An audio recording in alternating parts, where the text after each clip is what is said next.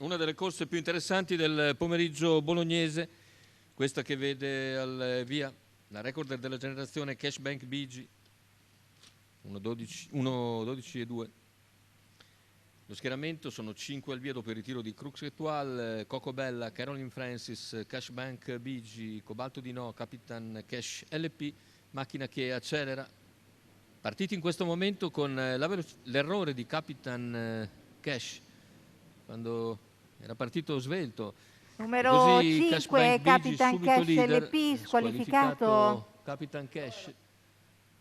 E così in vantaggio la favorita nei confronti di Coco Bella, che rientra a Cobalto di No, che deve ripiegare in quarta posizione perché si era sotto anche Caroline Francis.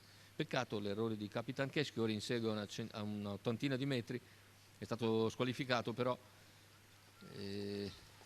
Peccato perché aveva cercato la partenza veloce, era già avanti a tutti, ma ha sbagliato proprio dopo il paletto del via, quindi inevitabile la squalifica. Vediamo intanto il completamento dei 400 in 32, se l'è presa comoda Alessandro Gocciadoro una volta al comando, e con Cashbank BG continua a guidare il completamento dei 600 in 46,5, la seconda posizione in corde sempre per Coco Bella.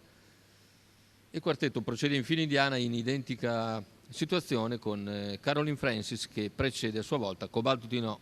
Gli 800 in 1.2,6, 16,1 davanti alle tribune. Si affronta la penultima piegata, sempre a comandare la gara Cashbank BG, tallonato da Coco Bella, poi Caroline Francis e Cobalto di No, in un ordine che non cambia nemmeno dopo il chilometro in 1.18,3, 15,7 il parziale.